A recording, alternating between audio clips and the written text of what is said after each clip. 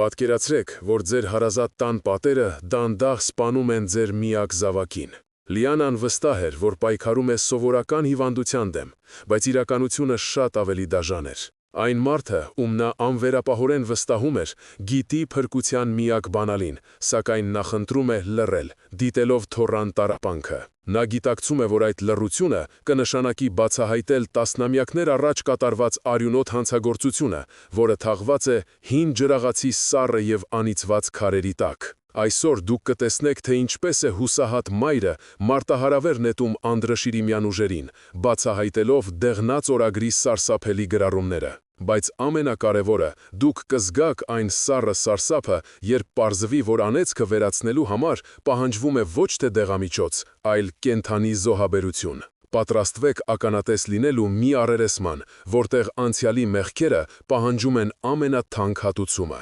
և որը ստիպելու է ձեզ կասկածել անգամ հարազատների անմեղությանը։ Մնացեք մեզ հետ մինչև վերջին վայրկյանը, որովհետև ճշմարտությունը ցնցելու է բոլորին։ Սեղմեք բաժանորդագրվել հիմա և գրեք ձեր քաղաքը մեկնաբանություններում, տեսնենք, թե քանիսն ենք մենք։ Գիշերային քամին կատաղի ուժգնությամբ հարվածում էր հին քարե տան պատուհաններին, կարծես անտեսանելի ձեռքերը փորձում էին պոկել փեղքերը և ներխուժել ներս, իսկ սենյակի ներսում տիրող լռությունը խախտվում էր միայն հիվանդ երեխայի ծանր և խզզոցով լի շնչառությամբ։ Մահճակալի մոտ ծնկի իջած Լիանան ամուր սեղմում էր փոքրիկ Արամի այրվող ձեռքը, իսկ մոմի դողդոջուն լույսը ստվերներ էր գցում նրա հոգնատանջ դեմքին, որտեղ արցունքները խառնվել էին հուսահատությանը։ Նա աղոթում էր շշուկով, խնդրելով փրկել իր միակ որդուն, ում կյանքը մարում էր աչքի առաջ, առանց որևէ բժշկական բացատրության։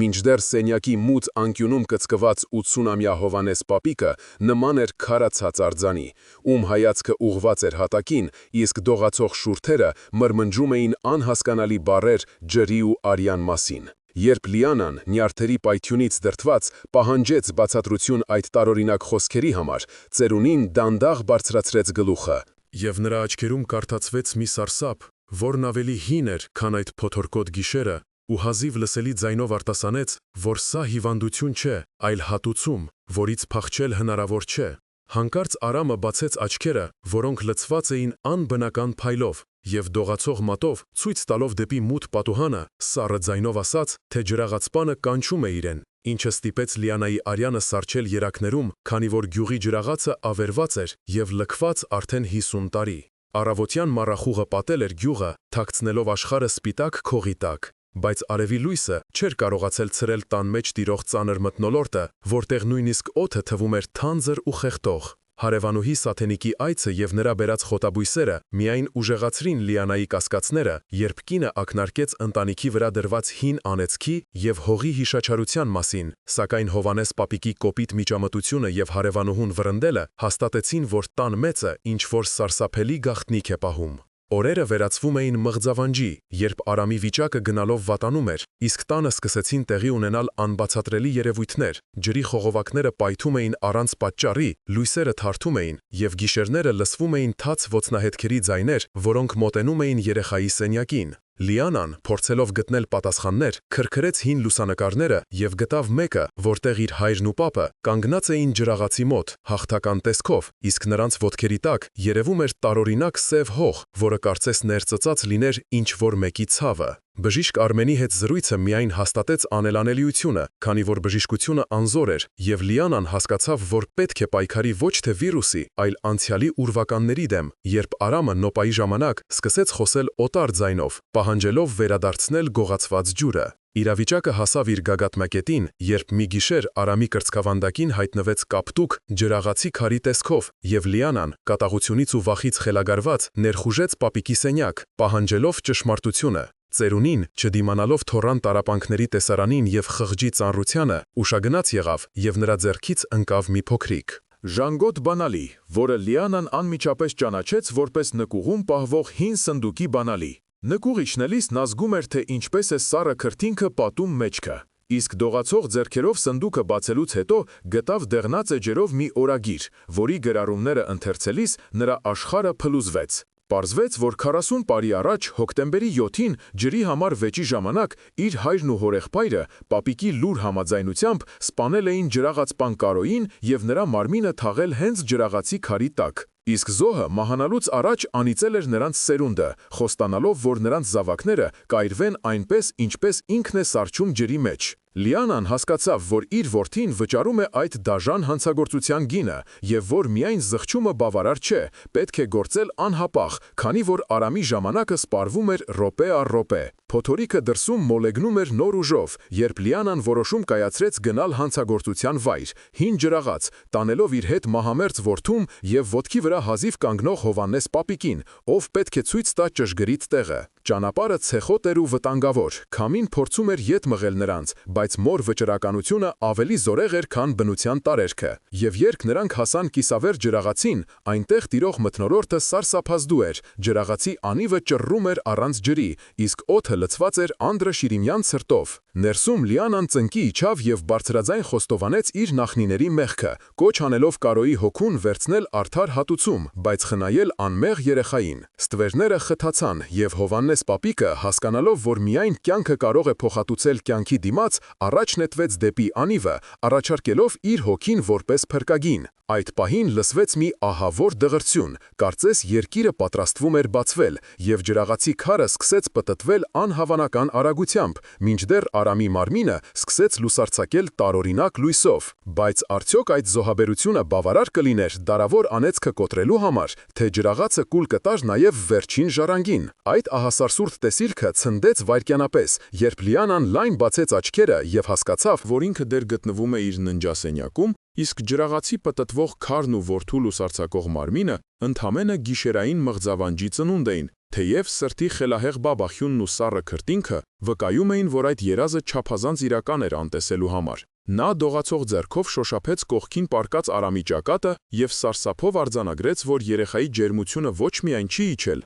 այլև մարմինը այրվում է կրակի պես, ինչը ստիպեց երիտասարդ կնոջը վերհիշել այն ճակատագրական որոշումը, որը նրան բերել էր այս անիծյալ տուն։ 6 ամիս առաջ, երբ նա փախչում էր աղմկոտ քաղաքից և ամուսնալուծության ծանր ու նվաստացուցիչ գործընթացից, հայրական հին տունը թվում էր խաղաղության միակ օազիսը, որտեղ նա հույս ուներ բուժել իր և որդու հոգեկան վերքերը, սակայն իրականությունը դաժանորեն խաբել էր նրա սպասելիքները, խաղաղության փոխարեն պարգևելով անբացատրելի տագնապ, իսկ մաքուր օդի փոխարեն խոնավաթության ու նեխածության հոտ, որը կարծես ներծծված լինել տան յուրաքանչյուր քարի մեջ։ Առավոտյան մռայլ լույսի ներքո, երբ Լիանան փորձում էր սառը թրջոցներով թեթևացնել որդու վիճակը, խոհանոցի դուռը ճռռաց և ներս մտավ հարևանուհի Սաթենիկը, ձեռքին բռնած չորացած խոտաբույսերի մի փունջ, որոնց սուր հոտը մի պահ խեղդեց սենյակի ծանր օդը։ Սաթենիկը, ով գյուղի շարժվող տարեգրությունն էր և գիտեր յուրաքանչյուր ընտանիքի թաքցրած կմախքները, մոտեցավ մահճակալին և երկար քննախույս հայացքով նայեց Արամին,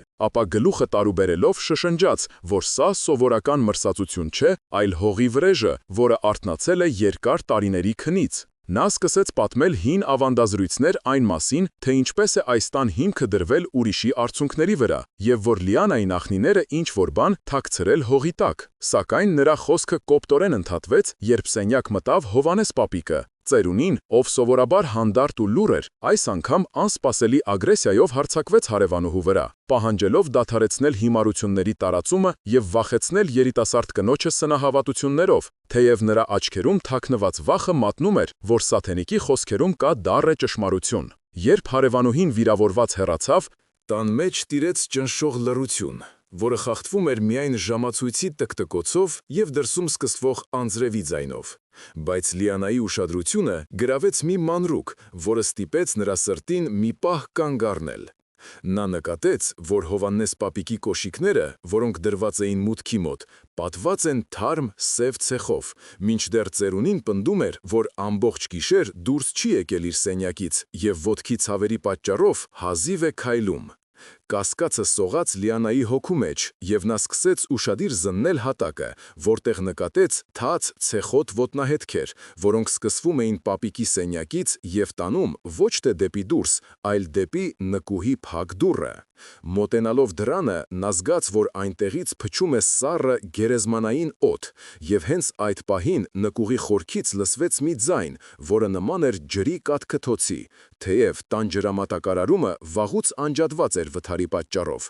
իսկ ամենասարսափելին այն էր, որ այդ կաթքթոցը աստիճանաբար վերածվում էր ռիթմիկ հարվածների, կարծես ինչ-որ մեկը ներքևից համառորեն թակում էր հատակը, պահանջելով ազատություն։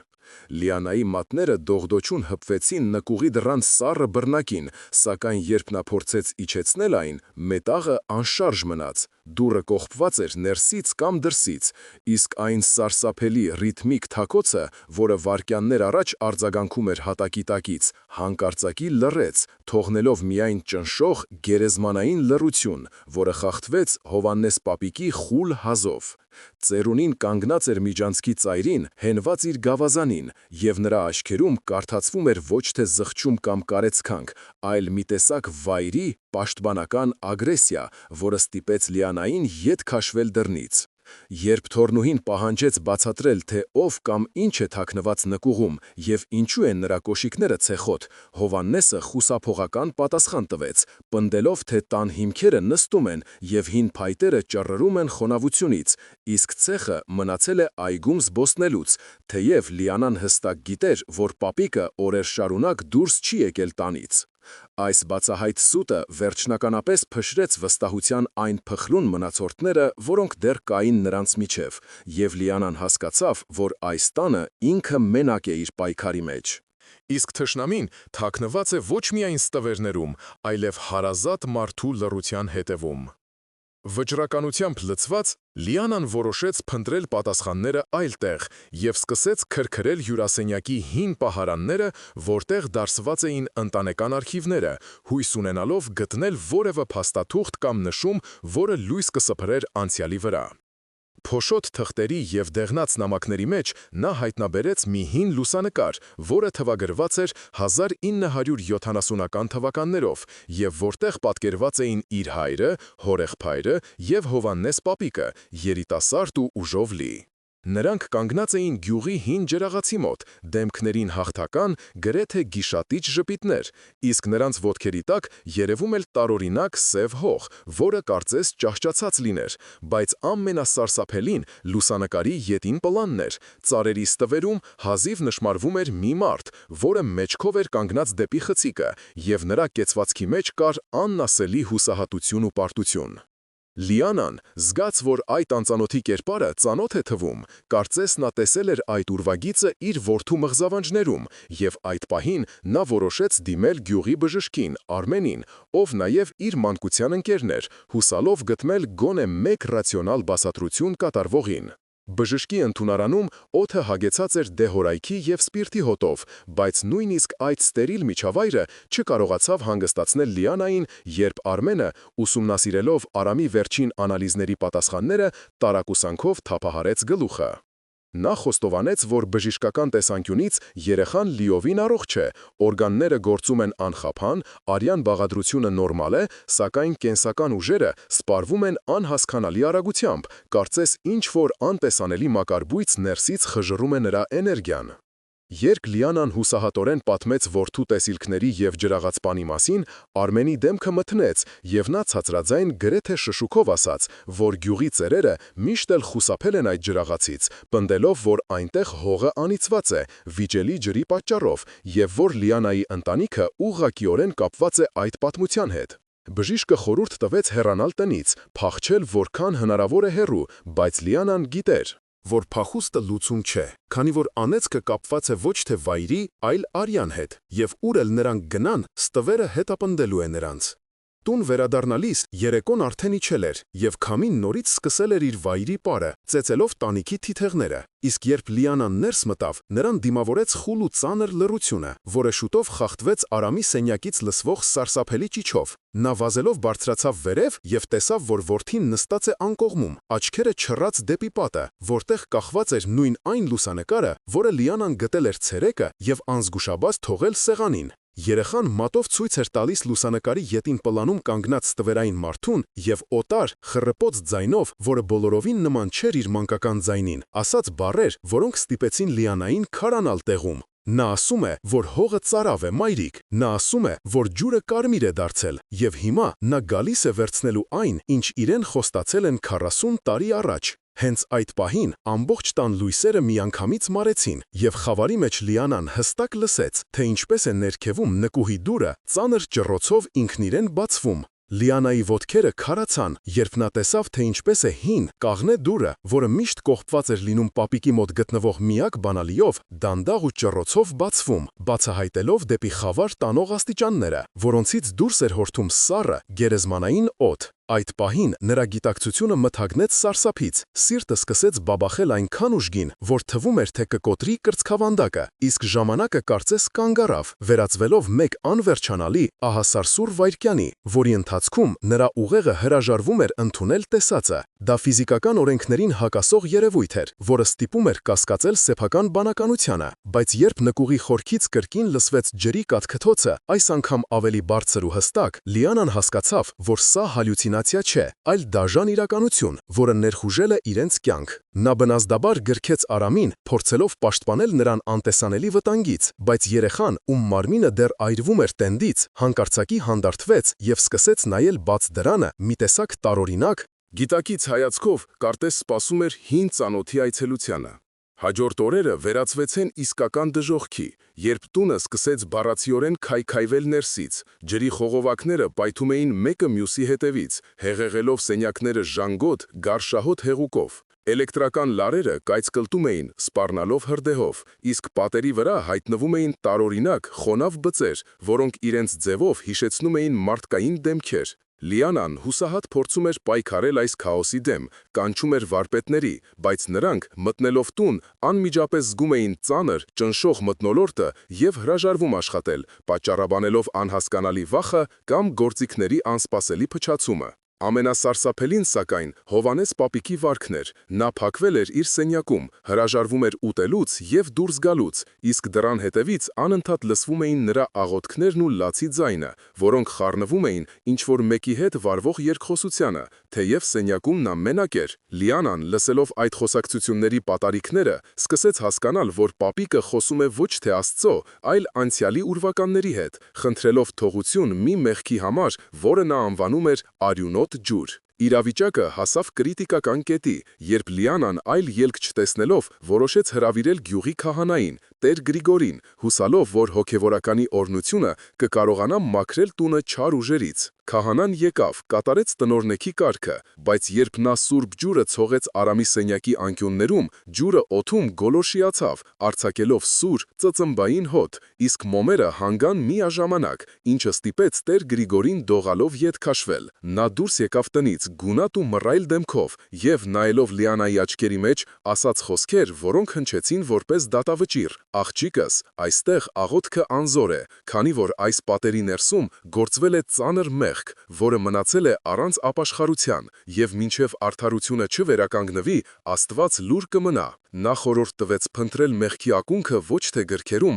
այլ հիշողության մեջ, եւ այդ պահին Լիանան հիշեց Հովանես պապիկի սենյակում տեսած հին կողպված սնդուկը, որի բանալին նա երբեք ոչ մեկին չէր վստահում։ Այդ գիշեր, երբ փոթորիկը դրսում հասել էր իր գագաթնակետին, Արամի վիճակը կտրուկ վատացավ։ Նրա շնչառությունը դարձավ ընդհատվող, իսկ մաշկի գույնը ստացավ մոխրագույն երանգ, կարծես կյանքը քաթիլ առ քաթիլ դուրս էր հոսում նրանից։ Լիանան, խուճապահար, պատրաստվում էր շտապօգնություն կանչել, երբ նկատեց մի սարսափելի մանրամաս։ Երեխայի կրծքավանդակին, ուղիղ սրտի վրա, հայտնվել էր մի մեծ, մուգ կապտուկ, որն իր ձևով զարմանալիորեն նման էր ջրաղացի քարի, եւ այդ նշանը կարծես զարկերակում էր, մեծանալով աչքի առաջ։ Սա արդեն ոչ թե միստիկա էր, այլ ֆիզիկական հարձակում, եւ մայրական բնազդը ստիպեց Լիանային մոռանալ վախն ու հարգանքը, նա վազեց դեպի պապիկի սենյակը եւ սկսեց բռունցքներով հարվածել փակ դռանը, պահանջելով բացել եւ վերջապես ասել ճշմարտությունը։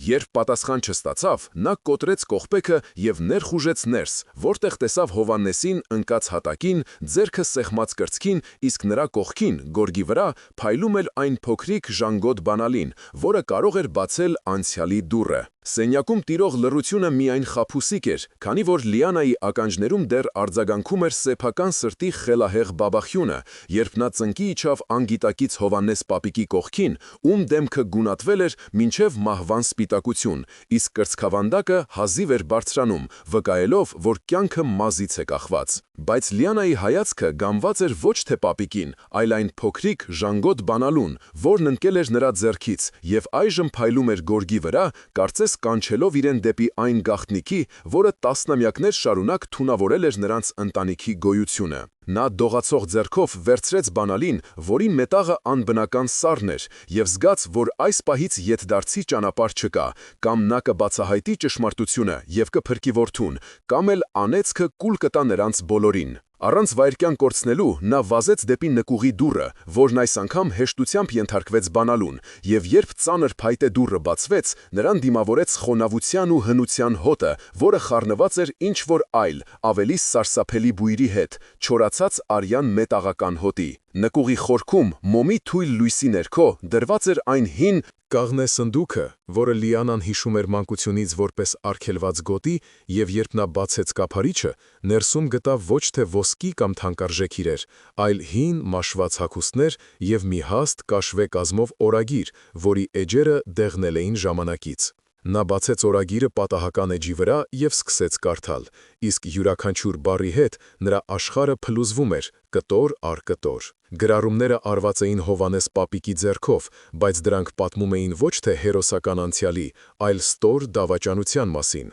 Հոկտեմբերի 8, 1975 թվական, Աստված իմ, ինչ արեցինք մենք, ջուրը կտրվել էր, եւ Սուրենը, իմ որդին, կատաղած էր, մենք գնացինք ջրաղաց, Կարոյի մատ, որպեսի ստիպենք նրան բացել արվակը, վիճաբանությունը վերածլեց ծեծկրտուքի, եւ Սուրենը հրեց նրան, Կարոն ընկավ ուղիղ պտտվող քարի տակ, արյունը խառնվեց ջրին, բայց մենք չօգնեցինք նրան։ Մենք կանգնած նայում էինք, թե ինչպես է նա մահանում, եւ երբ նա վերջին շունչն էր փչում, նայեց ուղիղ աչքերիս մեջ ու ասաց. «Ձեր սերունդը չի վայելելու այս ջուրը, ձեր զավակները կայրվեն, ինչպես ես եմ սառչում այս ջրում, մինչև արդարությունը չվերականգնվի»։ Մենք թաղեցինք նրան հենց այնտեղ, ուռենու տակ, եւ երդվեցինք լռել հավիտյան։ Օրագիրը ընկավ Լիանայի ձեռքից, եւ նա հենվեց պատին, չկարողանալով շնչել, քանի որ իրականության ծանրությունը խեղդում էր նրան։ Իր հայրը, այն մարդը, ում նա պաշտում էր որպես հերոսի,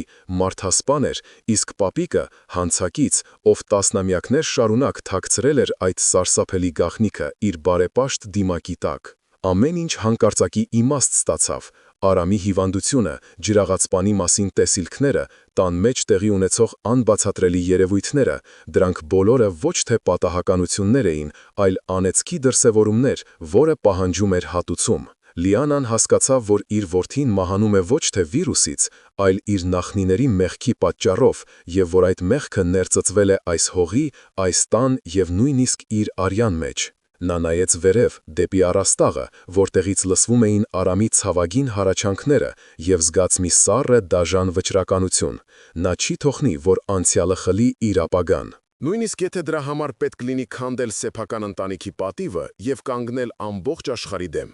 Բայց ամենասարսափելին այն գիտակցումն էր, որ անեծքը վերացնելու համար պարզապես խոստովանությունը բավարար չէ։ Արյունը պահանջում է արյուն, եւ Կարոյի հոգին չի հանգստանա, մինչև չստանա այն, ինչ իրենից խլել են։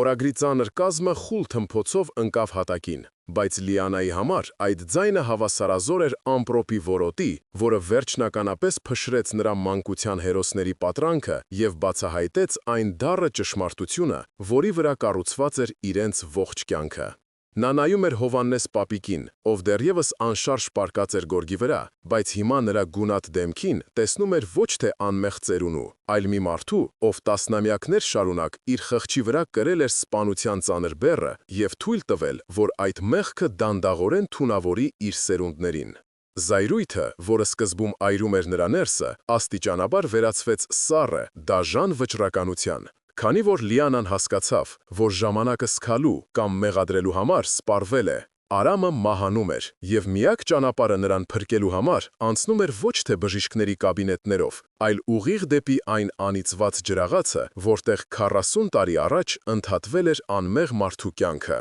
Նա մոտեցավ պապիկին, ստուգեց նրա զարկերակը, որը թույլ էր, բայց կայուն, և հասկացավ, որ ծերունին պետք է ապրի, որպեսզի կատարի իր վերջին պարտքը, ցույց տա ճշգրիտ վայրը և խոստովանի իր մեղքը, հենց այնտեղ, որտեղ այն գործվել է։ Երբ Հովհաննեսը վերջապես բացեց աչքերը, նրա հայացքում այլևս չկար նախկին ամբարտավանությունը կամ վախը, այլ միայն խորը, անհուն հոգնածություն և հնազանդություն ճակատագրին։ Կարծես նա ամբողջ կյանքում սպասել էր հենց այս պահին, երբ գաղտնիքը կբացահայտվի։ Լիանան չխոսեց նրա հետ, չհարցրեց մանրամասներ, քանի որ օրագիրն արդեն ասել էր ամեն ինչ, այլ միայն հրամայական տոնով ասաց, որ նրանք պետք է գնան ջրաղաց, և ծերունին լուռ գլխով արեց, ընդունելով իր դատավճիռը։ Սակայն նախքան դուրս գալը, Լիանան զանգահարեց Արմենին, ով լսելով նրա ձայնի մեջ հնչող պողպատյա նոտաները, անմիջապես հասկացավ, որ ինչ-որ բան փոխվել է։ Եվ խոստացավ գալ ու հսկել Արամին, մինչև նրանք կվերադառնան,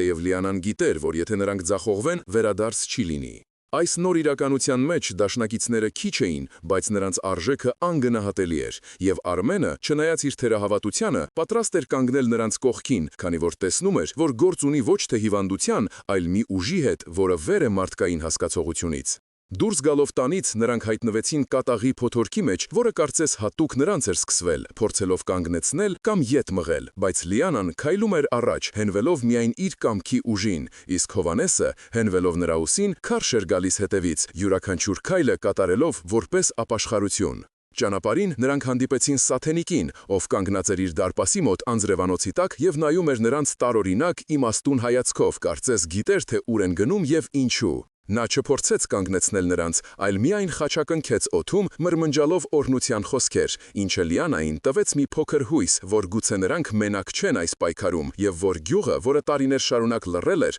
այժմ պատրաստ է ընդունել ճշմարտությունը։ Ջրաղացին մոտենալիս Լիանան զգաց, թե ինչպես է օդը ծանրանում, իսկ ջրի ձայնը դառնում է խլացուցիչ, նմանվելով հազարավոր ձայների աղաղակի։ Բայց նա չկանգնեց, քանի որ գիտեր, որ միայն առերեսումը կարող է կոտրել շղթան։ Նա նայեց պապիկին և տեսավ, որ նրա շուրթերը շարժվում են աղոթքի մեջ, բայց դա ոչ թե փրկության, այլ ներման աղոթք էր, և այդ պահին Լիանան հասկացավ, որ այս գիշեր ինչ-որ մեկը պետք է վճարի ամենաբարձր գինը, որպեսզի մյուսները կարողանան ապրել։ Ջրաղացի կիսավեր դարպասները ճռռոցով բացվեցին քամու հարվածից, կարծես հրավիրելով նրանց դեպի իրենց կործանումը, և Լիանան, գրկած մահամերձ որդուն, առաջինը հատեց այդ չարագուշակ շեմը, թողնելով հետևում վախն ու կասկածը։ Ներսում տիրում էր թանձր խավար, որը հոտում էր խոնավությունից ու հնությունից, իսկ հատակը ծածկված էր փտած տերևների և ցեխի հաստ շերտով, որը յուրաքանչյուր քայլի հետ փորձում էր կլանել նրանց ոտքերը։ Հովհաննես պապիկը, ով հազիվ էր շնչում ծանր օդը,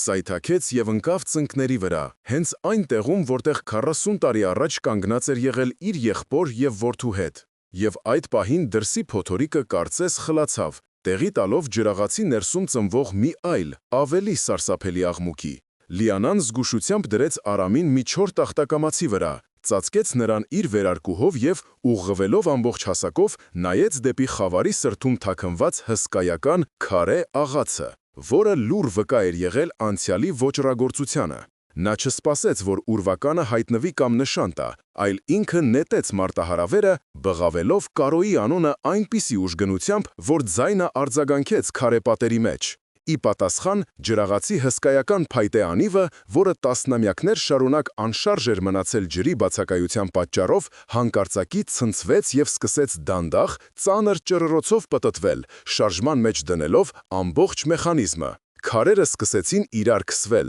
արձակելով կայծեր և սուր ատամնացավ առաջացնող ձայն, իսկ օդը լցվեց սառնությամբ, որը թափանցում էր մինչև ոսկորների ծուծը։ Հովանեսը, տեսնելով այդ անհնարին տեսարանը, սկսեց գոռալ եւ ետ քաշվել, ձեռքերով ծածկելով դեմքը, բայց Լիանան տեղից չշարժվեց, նույնիսկ երբ անտեսանելի ուժը հարվածեց նրան, փորձելով գետին տապալել։ Նա բռնեց մոտակա սյունից, դիմադրեց քամու ճնշմանը եւ հանեց գրպանից պապիկի օրագիրը, բարձրացնելով այն վեր որպես վահան եւ ապացույց։ Լիանան սկսեց բարձրաձայն կարդալ օրագրի այն էջը, որտեղ նկարագրված էր սպանությունը, եւ յուրաքանչյուր բառի հետ ջրաղացի աղմուկը ուժգնանում էր, կարծես հոգիները զայրանում էին հիշողությունից։ Նա խոստովանեց իր ընտանիքի մեղքը, նա չարդարացրեց ոչ հորը, ոչ պապին, այլ ընդունեց ամբողջ պատասխանատվությունը, պահանջելով արդար դատաստան, բայց միայն մեղավորների համար։ Հանկարծ ստվերներից մեկը պոկվեց պատից եւ սկսեց խթանալ Արամի շուրջը,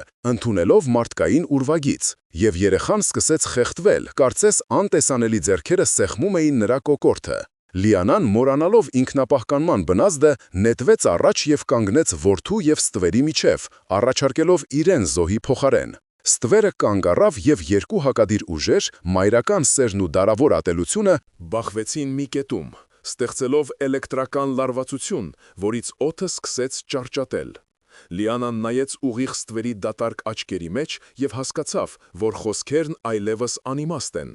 Անեծքը պահանջում էր ոչ թե խոստովանություն, այլ գործողություն, եւ այդ գործողությունը պետք է կատարվեր հենց հիմա, քանի որ ջրաղացի քարը սկսել էր պտտվել անհավանական արագությամբ, սպառնալով փլուզել ամբողջ շինությունը նրանց գլխին։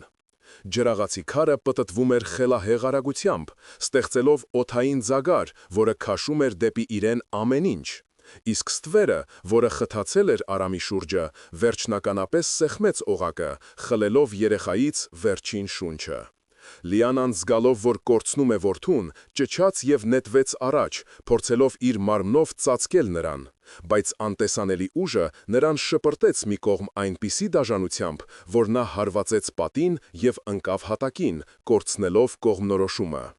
Թվում էր, թե վերջն է եկել եւ չարիքը հաղթել է, բայց հենց այդ պահին, երբ հույսի վերջին նշույլը մարում էր, Հովանես պապիկը, ով մինչև այդ ընկած էր ծնկների վրա, հանկարծակի ոտքի կանգնեց անբացատրելի ուժով։ Նրա դեմքից անհետացել էր վախը, իսկ աչքերում վառվում էր մի կրակ, որը ավելի զորեղ էր, քան դարավոր անեծքը։ Նա հասկացել էր, որ խոսքերը բավարար չեն, եւ որ արյան պարտքը կարելի է մարել միայն արյամբ։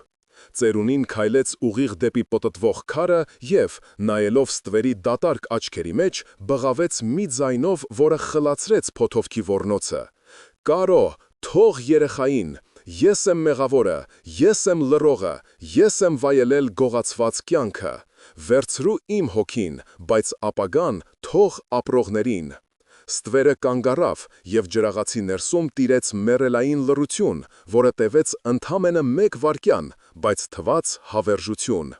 Հովանեսը չսպասեց պատասխանի, նա մոտեցավ մեխանիզմի կենտրոնին եւ երկու ձեռքով բռնեց պտտվող լծակը, իր ամբողջ մարմնով կասեցնելով քարի ընթացքը։ Լսվեց ոսկորների կոտրվելու եւ փայտի ճաքելու ահավոր ձայն, մի պայծառ կուրացնող լույս ողողեց ամբողջ տարածքը, եւ ստվերը, թողնելով Արամին, սրընթաց հարձակվեց ծերունու վրա, կլանելով նրան իր խավարի մեջ։ Լիանան աչքերը փակեց լույսի պայթյունից, իսկ երբ նորից բացեց, տեսավ,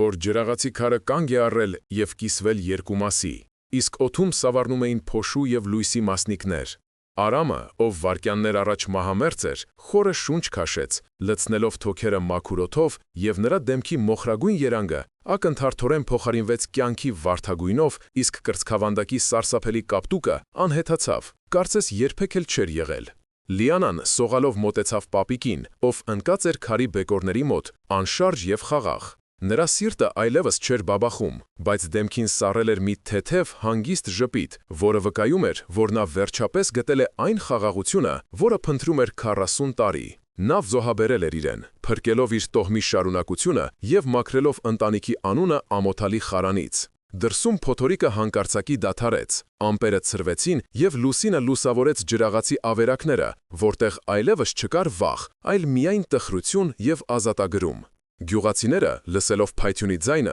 վազելով եկան եւ տեսնելով տեսարանը, հասկացան ամեն ինչ առանց բաղերի։ Սաթենիկը մոտեցավ, ծածկեց Հովհաննեսի դեմքը եւ ասաց. «Հողը խմեց իր զոհին, հիմա ջուրը մաքուր է»։ Անցել է ուղիղ 1 տարի այդ ճակատագրական գիշերվանից։ Հին ջրաղացը այլևս ավերակ չէ։ Լիանան վերականգնել է այն, բայց ոչ թե որպես ալրաղաց, այլ որպես հիշատակի վայր, որտեղ մարդիկ գալիս են մտորելու։ Ուրենու տակ, որտեղ մի ժամանակ թաղված էր Կարոն, այժմ կանգնած է մի գեղեցիկ խաչքար, իսկ դրա կողքին Հովհաննես պապիկի շիրիմը։ Արամը լիովին առողջ եւ ուրախ վազվզում է Արվակի մոտ, որի ջուրը հոսում է պարզ ու զուլալ, սնուցելով շրջակա այգիները։ Լիանան կանգնած է Դավիթի, Կարոյի թորան կողքին, ում նա գտել էր քաղաքում եւ վերադարձրել պապական հողերը։ Նրանք նայում են խաղացող երեխային, եւ Լիանան հասկանում է, որ թեև գինը սարսափելի բարձր էր, բայց ճշմարտությունը միակ հիմքն է, որի վրա կարելի է կառուցել ամուր ապագա։ Սիրելի դիտողներ, այս պատմությունը մեզ սովորեցրեց, որ անցյալի ստվերները երբեք չեն անհետանում ինքնուրույն, դրանք պահանջում են լույս եւ խիզախություն։ Մենք հաճախ վախենում ենք առերեսվել մեր նախնիների սխալներին, բայց հենց այդ առերեսումն է, որ ազատում է մեր երեխաներին ուրիշի մեղքերի բեռից։ Հովհաննես պապիկի զոհաբերությունը ապացուցեց, որ երբեք ուշ չէ սխալը ուղղելու համար, նույնիսկ եթե դա կյանքի վերջին ակնթարթն է։ Իսկ դուք ուշ կանեիք Լիանայի կամ Հովհաննեսի տեղում, կկարողանայիք զոհաբերել ինքներդ ձեզ հանուն արդարության։ Գրեք ձեր մտքերը մեկնաբանություններում, կիսվեք այս պատմությամբ ձեր հարազատների հետ եւ մի մոռացեք բաժանորդագրվել, բաց չթողնելու համար մեր հաջորդ հուզիչ պատմությունները։ Շնորհակալություն, որ մեզ հետ էիք այս դժվարին ճանապարհին։ Մնացեք խաղաղությամբ։